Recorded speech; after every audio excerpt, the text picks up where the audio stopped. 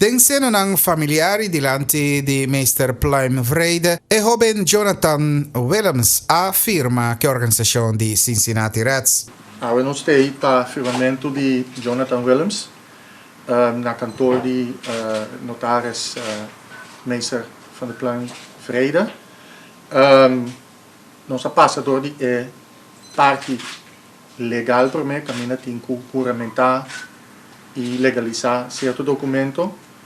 Nós chega na parte final, com o firmamento de contract mes.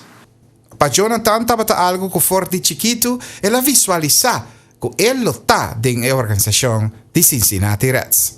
Ma mire, para na tot freezer sa lugar. Oh, boy! A rocket by Frazier, his third hit of the night. Home run number 28 for Todd, who's 3 for 4.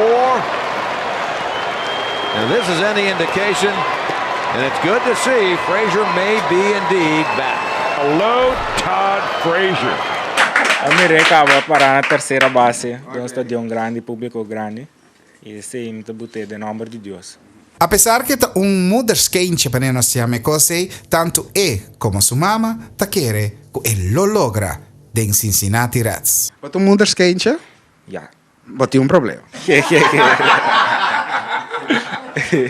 Bota ready? Ready. Essa eta llega dia, anto tur dia nossa papia. Ora boyega com, anto eta clape. Pa bien na otro joven que afirma y ahora va yendo a Republika Dominikana y que esperanza que él lo llega Major League Baseball. Nunca no give up. Se botar meta, duro pe, botar de nome de Deus e botar liga. Nunca queda atrás mesmo duro que você está fazendo, não give up nunca. Se te cosi boque, vai pe. Jonathan Willems, classe di éxito. Pa Telenotizie informavo Glenn Thomas.